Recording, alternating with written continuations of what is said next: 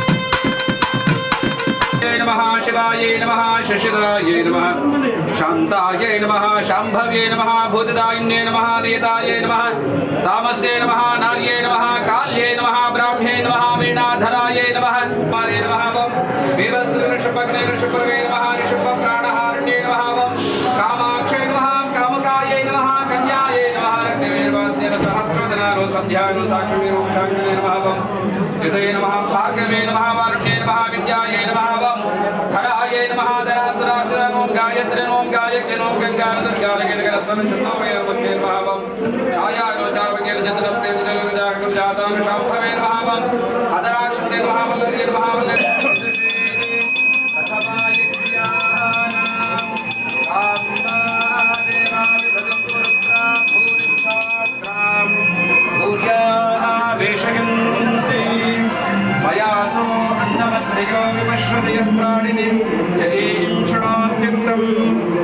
अवन्तवो मान्त उपक्षयन्ति शुद्धिशुद्धशुद्धिवन्ते वदामि अहमेव स्वयमिदं वदामि जुष्टं देवेभिर्तमानुषेभिः यं कामयेतं तमग्रं कृणोमि तं ब्रह्माणं तं ऋषिं तं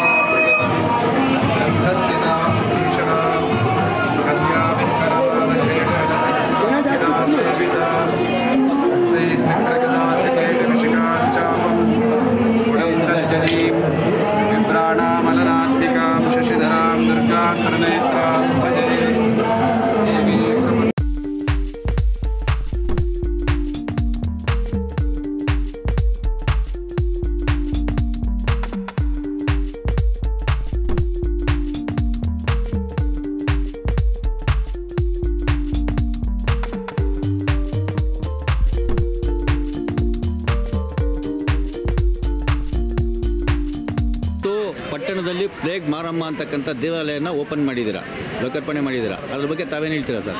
ಹೇಗೆ ಮಾಡಿದ್ರಿ ಕಾರ್ಯಕ್ರಮ? ದೇವಸ್ಥಾನ ಎಲ್ಲಿತ್ತು ಮುಂಚೆ, ಈಗ ಎಲ್ಲಿ ಬಂದಿದೆ? ಶ್ರೀ ಪ್ಲೇಗ್ ಮಾರಮ್ಮ ತಾಯಿಯ ದೇವಾಲಯ ಹಿಂದೆ ಏನವತ್ತು ಪಟ್ಟಣದ ಹೊರವಲಯ ಅನ್ನಿಸ್ಕೊಂಡಿತ್ತು. ನಮ್ಮ ಮರ ಕೊಯ್ಯೋ ಮಿಲ್ ಮುಂದೆ ಏನಿತ್ತು, ಇವತ್ತಿನ JDS ಕಚೇರಿ ಮುಂಭಾಗ ರಸ್ತೆ ಅಗಲೀಕರಣದಿಂದ ಅದು ತೆರವಾಗಿರೋದ್ರಿಂದ ಇಲ್ಲಿ ನಮ್ಮ ವಾರ್ಡ್ನಲ್ಲಿ ಈ ಕಡೆ ಮೊದಲಿನ ಪೂಜೆ ಜಾಸ್ತಿ ಮಾಡ್ತಿರೋ ಆ ದೇವರ ಕಾರಣದಿಂದ ಈ ಭಾಗದಲ್ಲಿ ಆದಂಥ ಒಂದು ಜಾಗವನ್ನು, ಸರ್ಕಾರಿ ಜಾಗ ಪುಸ್ತಕಕ್ಕೆ ಸೇರಿದ ಒಂದು ಜಾಗವನ್ನು ಗುರುತಿಸಿ KSIP ವತಿಯಿಂದ ದೇವಾಲಯನ ಕಟ್ಟಿದ್ದಾರೆ.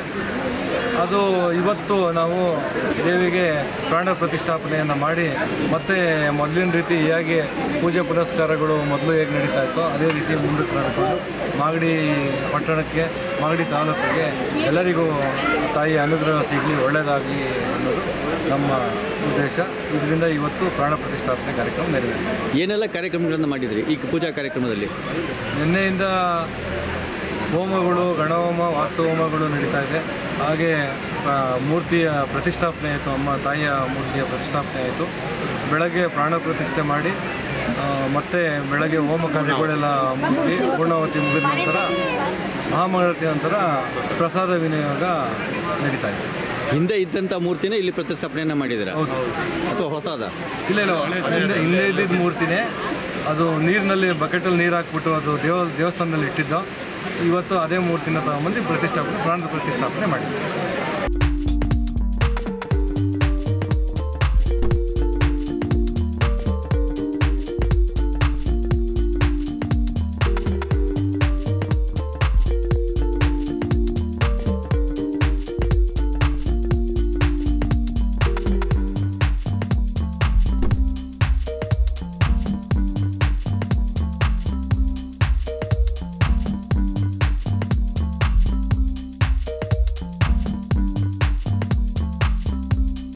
ಇದು ಇವತ್ತಿನ ಮಾಗಡಿಯ ಸುದ್ದಿ ಸಮಾಚಾರ.